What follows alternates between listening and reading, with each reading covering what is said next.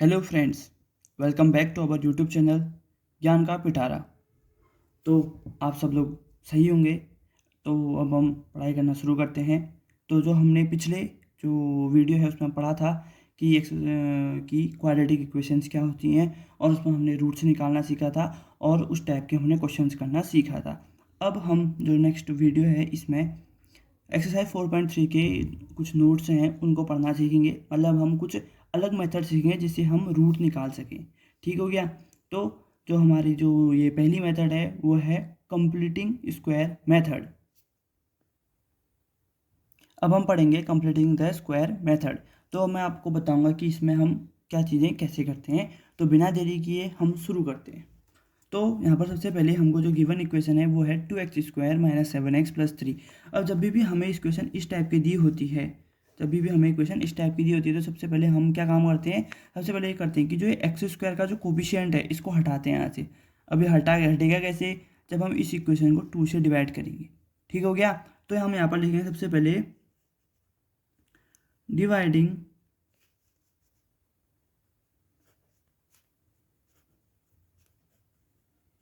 Equation by 2। जब हम इसको 2 से डिवाइड करेंगे तो जो है हमारी इक्वेशन है ये खुद में खुद सिंपल हो जाएगी। सबको मतलब 2 से डिवाइड किया तो सभी को डिवाइड करेंगे। देखो ये +3.2 = 0। तो यहाँ से 2 से 2 कट गया तो हो जाएगा x² - 7x/2 + 3/2 = 0। तो ठीक है, समझ गए होंगे। तो हम इसके यहाँ से ये लिख सकते हैं x² - 7x/2 = -3/2। ये हमारे यहाँ से एक इक्वेशन बन गई। तो अब इसके बाद हम क्या करेंगे? अब इसके बाद हमको जब स्क्वायर कंप्लीटिंग स्क्वायर मेथड में हमको निकालना पड़ता है इसके आगे, तो मैं आपको एक चीज़ तो क्लियर कर दूं। कभी भी ऐसा क्वेश्चन आए जिसमें एक्स का स्क्वायर के साथ कोई भी चीज़ जुड़ा हो, चाहे 3 जुड़ा हो, 4, 5, 6 कुछ भी जुड़ा हो, सबसे पहले पूरी इक्वेशन को हम उस नंबर से डिवाइड करेंगे जो इसके यहाँ जुड़ा है। जैसे यहाँ पर 2 जुड़ा था तो हमने 2 से डिवाइड किया। तो वैसे अगर 3 जुड़ा होगा तो 3 से डिवाइड करेंगे, क्योंकि हमको ये x² को सिंपल लेके आना है, अकेले लेके आना है। ठीक हो गया। अगर यहाँ पर 4 है, 5/6 है तो हम उसको डिवाइड भी 4 या 5 या 6 से ही डिवाइड करेंगे। अब हम आगे को बढ़ते हैं। हम इसके आगे क्या करेंगे? इसके आगे अब हम क्या करेंगे, अब हम वो बताते हैं। तो इसके आगे क्या करेंगे हम? तो ये एक्स का कोफिशिएंट होता है ना, पहले इसका आधा करेंगे, फिर उसको स्क्वायर करेंगे, फिर दोनों साइड इक्वेशन के ऐड कर देंगे। तो मैं यहाँ पर लिख रहा हूँ, सबसे पहले क्या लिखूंगा,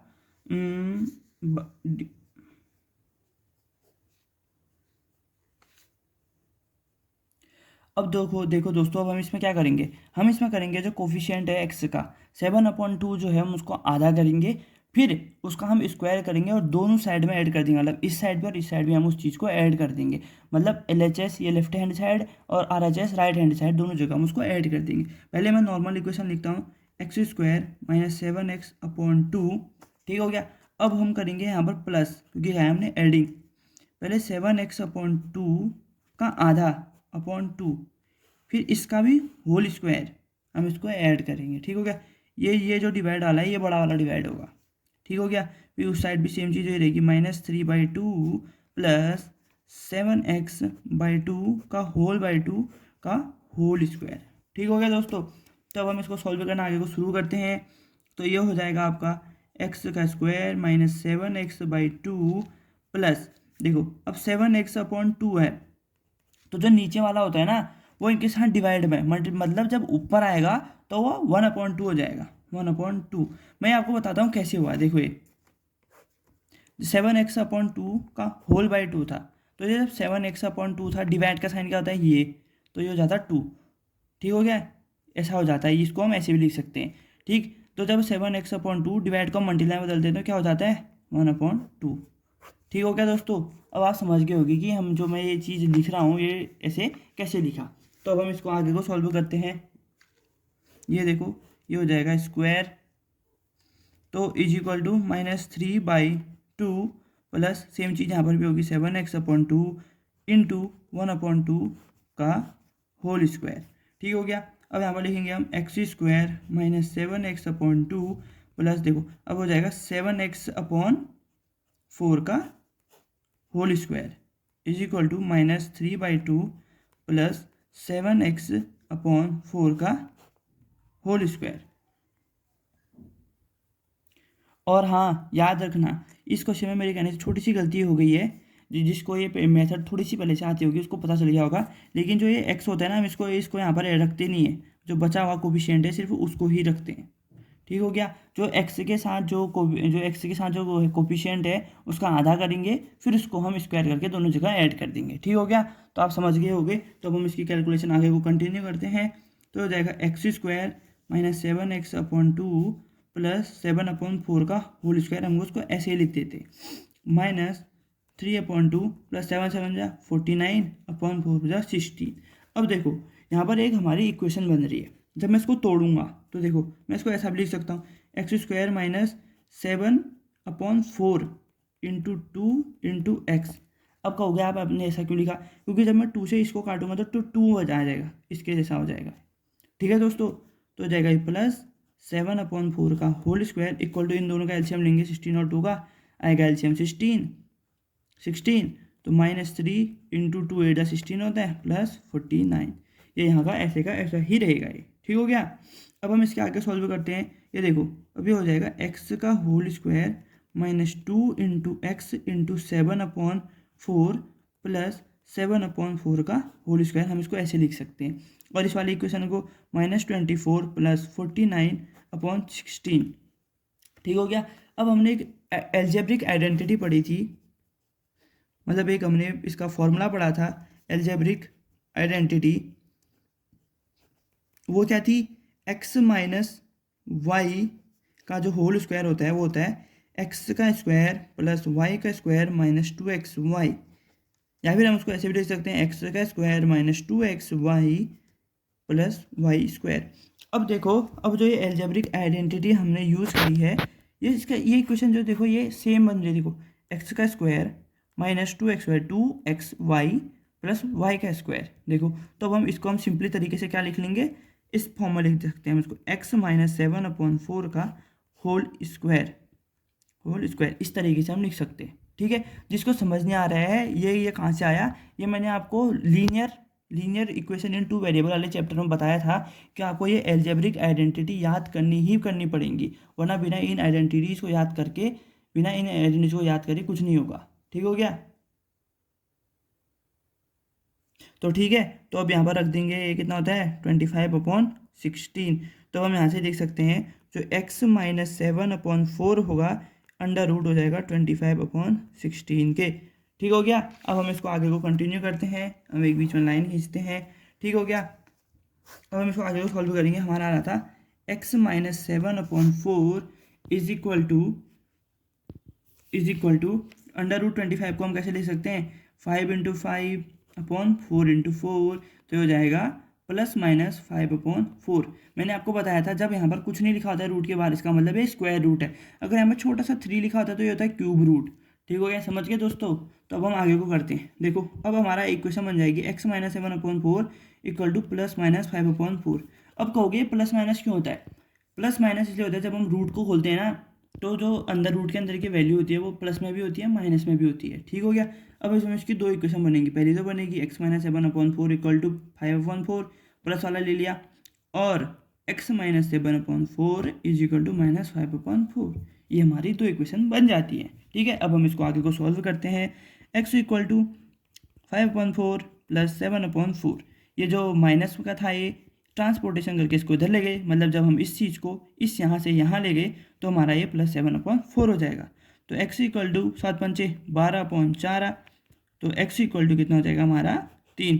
समझ रहे नहीं समझ रहे बच्चों, समझ रहे होगे भाई, चलो सही है। देखो अब इसको भी करते हैं, x equal to minus 5/4 plus 7/4, x equal to दोनों का एलसीएम 4 -5 प्लस ये -5 प्लस 7 ये हो जाएगा 2/4। अब इतना तो आता ही होगा सबको, क्या कहते हैं कि जो जब सेम होता है तो उसका एलसीएम 4 ही होता है। हम उसको सीधे भी ऐड करते हैं, जैसे मैंने यहाँ पर सीधे ऐड कर दिया, लेकिन मैंने यहाँ पर समझा दिया कि ऐसे क्यों हुआ है, क्योंकि बहुत बच्चे ऐसे हो सकते हैं जिनको ये समझ में नहीं आया होगा। तो ठीक है, तो ये ऐसे हुआ, तो x इक्वल टू 1/2 हो जाएगा। अब 1/2 कैसे हुआ, हो जाएगा 2 1 जा 2 2 2 जा 4। तो जो हमारे रूट्स होंगे तो हम यहाँ लिखेंगे roots of equation 2x square minus 7x plus 3 is equal to 0। इसके क्या रूट्स हो जाएंगे हमारे, x इक्वल टू 3, 1/2। ठीक हो गया दोस्तों। तो जो ये है हमारा ये आंसर आ गया। ठीक हो गया दोस्तों। और क्या कहते हैं, जो ये मत देखना कि जो क्या है मैं इसको रेड पेन से बता रहा हूँ, तो इसका मतलब ये है कि मैं खाली आपको समझाने के लिए रेड पेन से बता रहा हूँ। ठीक है, आप पेपर में या कभी भी स्कूल की कॉपी में रेड पेन ना चलाएं। अगर आपने पेपर में रेड पेन से काम कर दिया तो इसका मतलब है आप ऑटोमेटिकली फेल हो जाएंगे, क्योंकि एग्ज़ाम में रेड पेन और ग्रीन पेन से लिखना मना होता है, आपको सिर्फ ब्लू ब्लैक पेन से ही लिखना होता है। तो ठीक है दोस्तों, उम्मीद करता हूँ आपको ये समझ में आया होगा। अब हम इसके आगे एक और मेथड है, हम उसको पढ़ने की कोशिश करते हैं। तो दोस्तों अब हम इसके आगे पढ़ेंगे अगला क्वेश्चन, जिसमें हमको निकालना है क्वाड्रेटिक फॉर्मूला से हमें रूट्स निकालने हैं। ठीक हो गया। अब जो हमें अगला क्वेश्चन करना है उसमें हमें जो रूट्स निकालने हैं वो हमें क्वाड्रेटिक इक्वेशन निकालने हैं। Find the roots of the equation by quadratic formula. Quadratic का मतलब तो सबको पता है ना, जिसकी हाईएस्ट पावर 2 होती है उसे ही हम क्वाड्रेटिक कहते हैं। और हमें अभी हम एक क्वाड्रेटिक फार्मूला भी पढ़ेंगे। ठीक हो गया दोस्तों, तो ये हमारा क्वेश्चन हो गया। ठीक है, और आप ये मत समझना कि जो कंप्लीटिंग ऑफ स्क्वायर मेथड है वो अलग है और क्वाड्रेटिक फार्मूला अलग है। मतलब अगर टॉपिक वाइज देखा जाए तो दोनों अलग अलग हैं, लेकिन पेपर के लिए ये दोनों बहुत ही इंपॉर्टेंट टॉपिक है। इन दोनों में से मतलब इस चैप्टर में से आप मान के लीजिए कि एक या दो क्वेश्चन तो आएंगे ही आएंगे। और एक क्वेश्चन या तो कह देगा कि क्वाड्रेटिक फार्मूला से आप रूट निकालिए, या तो फिर कंप्लीटिंग द स्क्वायर मेथड से आप रूट निकालिए इक्वेशन के। ठीक है, तो उसको हल्के में मत लीजिए। तो हम यहाँ पर इक्वेशन लिख लेते हैं अपनी, 2x² + x - 4 = 0। अब हम इसका करेंगे सॉल्यूशन। ठीक हो गया दोस्तों, अब हम इसका सॉल्यूशन करेंगे। तो सबसे पहले हम इसके बारे में पढ़ेंगे कि जो वो हमारी मेन इक्वेशन है वो क्या है। सबसे पहले आपको पता होगा क्वाड्रेटिक फार्मूला में क्या होता है। क्वाड्रेटिक फार्मूला एक स्क्वायर होता है, जैसे 2x² + x + -4 = 0। मतलब जिस इक्वेशन में हाईएस्ट पावर 2 है वो हमारा क्वाड्रेटिक फार्मूला होता है। अब मैं यहाँ पर लिखूंगा क्वाड्रेटिक फार्मूला। क्वाड्रेटिक फार्मूला, मैं क्वाड्रेटिक फार्मूला लिख रहा हूँ यहाँ पर। ये होता है x = -b ± (b² - 4ac/2a)। अब आप कहोगे यार b क्या होता है, a क्या होता है, c क्या होता है, a क्या होता है। मैंने आपको बताया था कि एक हम इक्वेशन लेते हैं x² + bx + c = 0। एक टेम्पररी इक्वेशन, मतलब जो a होता है वो x² के साथ जो जुड़ा होता है वो a होता है। bx मतलब b वो होता है जो x के साथ जुड़ा होता है, जैसे यहाँ पर 1 है। और c होता है जो कांस्टेंट टर्म होती है। अब हम यहाँ पर लिखेंगे सबसे पहले कि a क्या है, हमारा a क्या है 2, b क्या है 1 और हमारा c क्या है -4। तो ठीक है, सब समझ गए होंगे ये क्या हो गया। तो हम करेंगे, अब हम यहाँ पर लिखेंगे यूजिंग क्वाड्रेटिक फार्मूला, क्योंकि हमको क्वेश्चन में कहा गया कि हमें क्वाड्रेटिक फार्मूला से करना है। तो हम यहाँ पर लिखेंगे पहले using quadratic formula to solve the equation. मैं आपको पहले भी बता चुका हूँ और अभी भी बता रहा हूँ कि आप एग्जाम में जितना ज़्यादा क्वेश्चन को एक्सप्लेन करके आएंगे, सॉल्व करके आएंगे, उतना ही ज़्यादा आपको बेनिफिट होगा।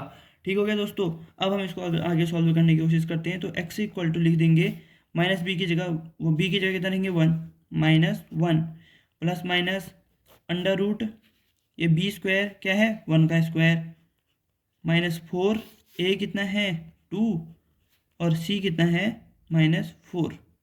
ठीक हो गया दोस्तों। ये अपॉन में इसके हो जाएगा हमारा 2 × 1, 2 × 2 हो जाएगा ये, क्योंकि जो वो a की वैल्यू है वो 2 है। अब आप कहोगे कि ये प्लस माइनस कहाँ से आया। अभी मैंने आपको पिछले क्वेश्चन में बताया था कि जब भी हम रूट को खोलते हैं तो उसकी वैल्यू प्लस माइनस में आती है। तो यहाँ पर हमने प्लस या माइनस लगाने की जगह हमने इसको प्लस माइनस कर दिया। अभी हम जब इसके रूट्स निकालेंगे तब हम इसको स्प्लिट करेंगे, तब आपको समझ में आएगा कि हमने इसको प्लस और माइनस क्यों लिखा है। ठीक हो गया दोस्तों। अब हम इसको आगे को सॉल्व करते हैं। तो ये हमारा आ जाएगा x = -1 प्लस माइनस √ 1 का स्क्वायर कितना होता है 1 माइनस 4 × 8, 8 4 × 32। माइनस की जगह हम इसको कर देंगे प्लस, क्योंकि माइनस × माइनस कितना होता है प्लस। तो हो जाएगा 32/2 2 × 4। तो हमारे x की कितनी वैल्यू आ गई -1 प्लस माइनस √ 33/4। ठीक हो गया दोस्तों। जो हमारी जो ये एक्स की वैल्यू आई है वो आई है -1 + -√33/4। वैसे जो हमने कंप्लीटिंग द स्क्वायर मेथड पढ़ी और ये वाली मेथड पढ़ी तो आपको ये इजी लगेगी, क्योंकि इसमें बस हमको एक फॉर्मूला याद करना है और वैल्यू रख देनी है और हमारे जो रूट्स हैं वो आ जाएंगे। अभी इसके रूट्स नहीं आए हैं तो जो एक्स है हम इसको ऐसे भी लिख सकते हैं, एक्स इक्वल टू -1 + √33/4 और -1 - √33/4। मतलब जो इसके एक्स के रूट्स होंगे वो होंगे x इक्वल टू -1 + √33/4 और -1 - √33/4 उसके रूट से ये होंगे। तो हम इसको एक बॉक्स में बंद कर देंगे क्योंकि आपको अपने आंसर को हाईलाइट करना होगा वहाँ पेपर में, तो ये हमारा हो जाएगा आंसर। मैं फिर बता रहा हूँ, रेड पेन का यूज़ मत करना पेपर में, ठीक हो गया। सिर्फ ब्लू और black dot pen, gel pen, आप जिस पेन से आपका हाथ फिट बैठता है, लिखने का स्पीड बनती है, उस चीज़ से आप करने की कोशिश कीजिएगा। तो अब हम यहाँ पर एक अगला क्वेश्चन करते हैं। तो जो अगला क्वेश्चन करते हैं वही सेम एक्सरसाइज का है, हम उसको करने की कोशिश करते हैं। तो अब हम जो ये क्वेश्चन है ये हमारी उसी एक्सरसाइज 4.3 का ही एक टॉपिक है, ठीक हो गया। तो इसमें हमको फाइंड करना है the sum of the reciprocals of Rahman से एज, मतलब रहमान की एज के सम का रेसिप्रोकल, मतलब एज, उसका जो एज है उसका रेसिप्रोकल जब करेंगे, जैसे आपकी अभी एज मान लो आपकी एज है 10 साल, उसका रेसिप्रोकल कितना होगा 1/10। रेसिप्रोकल तो सब जानते ही होंगे, किसी भी नंबर को जब हम उल्टा कर देते हैं अपॉन में ले जाते हैं तो हो जाता है रेसिप्रोकल। मतलब जब एक नंबर है 9, जब हम उसको रेसिप्रोकल कहेंगे तो उसको लिखेंगे 1/9। तो इसमें वही कहा गया इस क्वेश्चन में, क्या कहते हैं कि रहमान की जो एज है उसके जो रेसिप्रोकल है उसका जो सम है 3 साल पहले और 5 साल पहले वो है 1/3।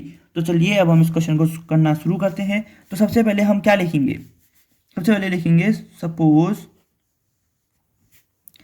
द एज ऑफ रहमान, क्योंकि हमें उसकी प्रेजेंट एज तो पता ही नहीं है, तो हम यहाँ पर लिखेंगे प्रेजेंट एज, मतलब जो उसकी भविष्य वर्तमान की जो उसकी वायु है, हमें तो उसकी आयु है उसको तो वो हमें पता नहीं है, रहमान की वर्तमान आयु हमें पता नहीं है, तो हम उसकी जो आयु है उसको हम मान लेंगे x। तो ठीक हो गया। तो पहली कंडीशन लिखेंगे यहाँ पर, फर्स्ट केस क्या है 3 ईयर्स एगो, 3 ईयर्स एगो उसकी एज कितनी होगी x-3। ये अब कैसे हुआ, आप मान लो अभी आपकी एज कितनी है, अपने मन में सोचो 3 साल पहले आपकी एज कितनी होगी। मान लिया जाए आपकी एज अगर अभी 15 है तो 3 साल पहले आपकी एज कितनी होगी 12। क्या किया हमने 15 - 12, वैसे ही हमने इसकी अभी एज मानी थी x, तो वही उसी में से हमने 3 घटा दिया, ठीक हो गया। और जो हमारा केस 2 है, केस 2 5 ईयर्स एगो, तो जो हमारी जो एज हो जाएगी वो कितनी होगी x-5, यहाँ पर x ईयर्स हो जाएगी और ये भी ईयर्स में होंगे, ठीक हो गया, ये भी और ये भी ईयर्स में होंगी हमारी एज, ठीक है दोस्तों। तो अब हम इसको क्वेश्चन को सॉल्व करना शुरू करते हैं। अब हम पहले लिखेंगे यहाँ पर अकॉर्डिंग टू क्वेश्चन। तो अकॉर्डिंग टू क्वेश्चन क्या है कि जो उनकी जो एज का जो रेसिप्रोकल का सम है, मतलब रेसिप्रोकल मतलब 1/x-3 प्लस 1/x-5, उसका जो सम है वो दिया गया है 1/3। अब हम इसको करेंगे सॉल्व, फर्दर सॉल्व करेंगे। अब हम इसको इनका जो ले लेंगे हम एलसीएम x-3 और x-5 हो गया। जब हम ऊपर ऐड करेंगे तो x-3 के डालना x-5 जा जाएगा ये, plus x-3 is equal to 1/3 हो जाएगा दोस्तों। ये अब हम इसको करेंगे तो 2x - 15 upon x square -3 × x -3x, x से x क्या x square -3 × x -3x, x से अब हम 5 को करेंगे ये हो जाएगा -5x, और फिर -3 से करेंगे तो हो जाएगा +15 इज इक्वल टू 1/3। तो इसके बाद हम क्या करेंगे, क्रॉस मल्टीप्लाई कर देंगे, इस वाले को इधर और इस वाले को इधर, ठीक हो गया। तो 2x - 15 is equal to x square -3x -5 को हम सीधे लिख देते हैं -8x + 15, ठीक हो गया। अब इसके आगे हम जब हम इनको सॉल्व करेंगे तो क्या आएगा 3 2 जा 6x, ठीक हो गया, और 6 3 5 जा 15 - 45 is equal to x square -8x + 15। अब जब इन दोनों को हम इस साइड ले जाएंगे तो x square -8x - 6x is +14, क्योंकि ये प्लस था इस साइड आएगा तो माइनस हो जाएगा, और -45 इस साइड आएगा तो ये हो जाएगा +45 इज इक्वल टू 60। तो x square -14x plus 60 is equal to 0। तो आपको समझ में आ गया होगा कि इसका ये जो है ये कैसे हो रहा है। तो अब हम इसके आगे हम अपना कौन सा फॉर्मूला लगाएंगे, क्वाड्रेटिक फॉर्मूला लगाएंगे, या फिर कुछ और भी फॉर्मूला लगा सकते हो, या फिर सिंपल से रूट को स्प्लिट करके भी कर सकते हो। जब मैं क्वाड्रेटिक फॉर्मूला लगाऊंगा तो सबसे पहले ए कितना हो जाएगा 1, बी कितना हो जाएगा -14 और सी कितना हो जाएगा हमारा 60। तो हम यहाँ पर लगाएंगे यूजिंग क्वाड्रेटिक फॉर्मूला जब हम यूज करेंगे तो हो जाएगा हमारा x equal to minus B, minus minus कितना हो जाएगा प्लस, क्योंकि यहाँ पर b -14 है तो -14 माइनस माइनस प्लस हो जाता, तो हमारा हो जाएगा +14 प्लस माइनस अंडर रूट -14 का स्क्वायर कितना होता है 196, 14 इंटू 14 होता है 196, माइनस इंटू माइनस प्लस हो जाता है। तो ये तो सबको समझ में आ गया। बी स्क्वायर माइनस 4ac होता है, 4ac बोले तो 4 इंटू 1 इंटू 60, ठीक हो गया, अपॉन होता है वो 2a। अगर आपको फॉर्मूला याद नहीं है तो देखो ये होता है ये x equal to -b plus minus under root B square minus 4ac upon 2a। आप इसको याद कर लेना पक्का से पक्का, this is very important formula, ठीक हो गया। तो अब हम इसको पढ़ेंगे, ठीक है। तो you have to learn this formula because this formula is very important for your exam perspective. मतलब कि ये जो फॉर्मूला है ये आपके एग्ज़ाम के लिए बहुत ही ज़रूरी है। You must have to learn this if you want to score in your exams. अगर आप अपने एग्ज़ाम में मार्क्स को लाना चाहते हैं तो आपको ये याद करना ही करना पड़ेगा, ठीक हो गया। 2a है तो हम 2a की जगह 2 इंटू 1 लिखेंगे। x equal to 14 plus minus under root 196 minus 60, 40 जा 240 होता है अपॉन 2।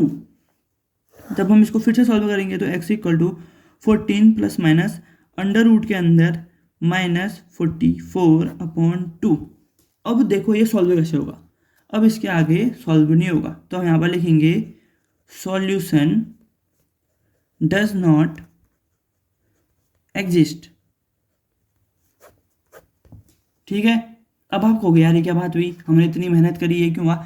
हमें एग्जाम में बहुत सारे ऐसे क्वेश्चन आते हैं जिसमें एग्जामिनर्स जो हैं हमें क्वेश्चन दे देते हैं, उसमें बाकी हमें निकालना पड़ता है कि जो वो क्वेश्चन है वो सॉल्व हो रहे हैं या फिर नहीं हो रहे हैं। तो जैसे ये क्वेश्चन है ये सॉल्व नहीं हो रही है, अब क्यों नहीं हो रही है इसका जो मेन रीज़न वो है, अगर 44 होता तो फिर भी हम एक तरीके से उसको सॉल्व कर लेते। ये है -44, अंडर रूट के अंदर जब -44 होता है तो माइनस अंडर रूट 1 की वैल्यू होती है i, अंडर रूट -1 की वैल्यू होती है i। ये आपको जानने की ज़रूरत नहीं है, ये हायर क्लासेस जब आप 11th 12th में जाओगे तब आपको ये पता चलेगी।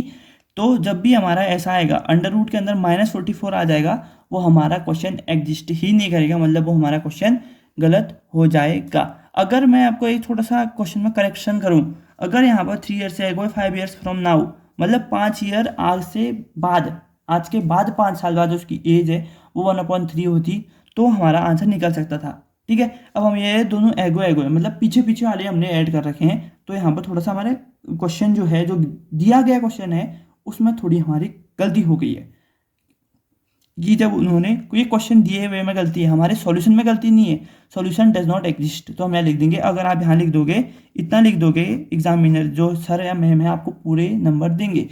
तो जो बेसिक है इस एक्सरसाइज का, जो बेसिक पॉइंट है वो 2 पॉइंट है, वो 2 पॉइंट है। एक तो आपको क्या है कंप्लीटिंग द स्क्वायर मेथड को समझना पड़ेगा, जैसे हमने यहाँ इक्वेशन करी थी ये कंप्लीटिंग द स्क्वायर मेथड से, you must have to learn this, आपको ये याद करना ही करना पड़ेगा। And the second method is this quadratic formula, and this formula is very important for you, you must have to learn this. इस फॉर्मूले को आपको याद करना पड़ेगा, ठीक हो गया दोस्तों। तो जो भी है अब ये आपको समझ में आया होगा। अपना ध्यान रखें, 2 गज की दूरी बनाए रखें, और भीड़ वाली, तो क्या कहते हैं, आप भीड़ वाली जगह जाने से बचें। और ये याद रखिए 2 गज की दूरी, मास्क है जरूरी, इसका मतलब मास्क पहनना है, प्रॉपर तरीके से मास्क और सैनिटाइजर यूज करते रहिए। और जो आपको वीडियो समझ में आ रही है तो अपने दोस्तों के साथ शेयर कीजिए, इस वीडियो को लाइक कीजिए, सब्सक्राइब कीजिए, इससे हमको भी मोटिवेशन मिलती है कि हम इनके लिए और अच्छे अच्छे तरीके से वीडियो बनाएं, ठीक हो गया। तो मिलते हैं आपसे अगली वीडियो में, तब तक के लिए थैंक्स फॉर वॉचिंग, और अपना ध्यान रखिए, अपने अगल बगल सभी का ध्यान रखिए। Thanks for watching.